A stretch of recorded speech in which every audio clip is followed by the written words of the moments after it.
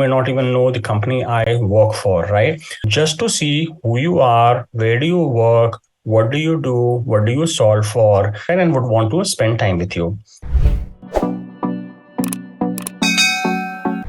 One of the most important things which I have focused on from the early days, and I continue to focus on, is that if I have to reach out to anybody, and most likely this person whom I would be reaching out to would be somebody who I would have not worked with in the past, who may not know who I am, who may not even know the company I work for, right? Why should that person even accept my connection request, right? Why should that person even bother to reply to my message? I believe the foundation of that starts off with your professional brand. How complete, how detailed is your LinkedIn profile, right? Because what happens is when you reach out to any person, the first thing which people are going to do is click on your photo or your name, most likely after reading your message, just to see who you are, where do you work, what do you do, what do you solve for, right? And anything else they may be keen to.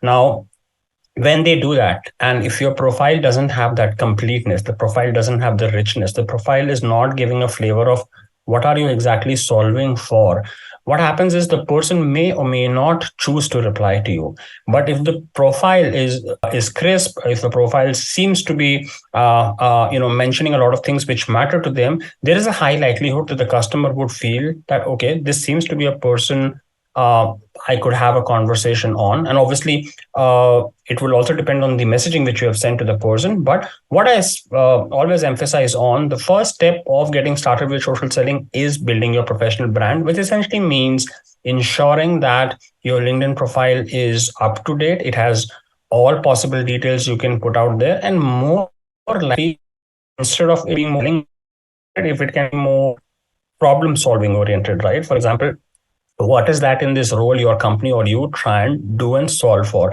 so that when the customer also looks at your profile, they're able to get a perspective of, okay, this person, if I have to talk to it, would be with respect to this context, because these are the kind of things they have written on their profile, so most likely these are the things they will solve for. So even because they haven't had a conversation with you, right, but they want to make a decision on whether they should say yes to you or no to you for having a conversation. So the more details you're able to put on your profiles, which makes it simpler for them to understand, the better the chances that they would go ahead and reply to your outreach, right, and would want to spend time with you.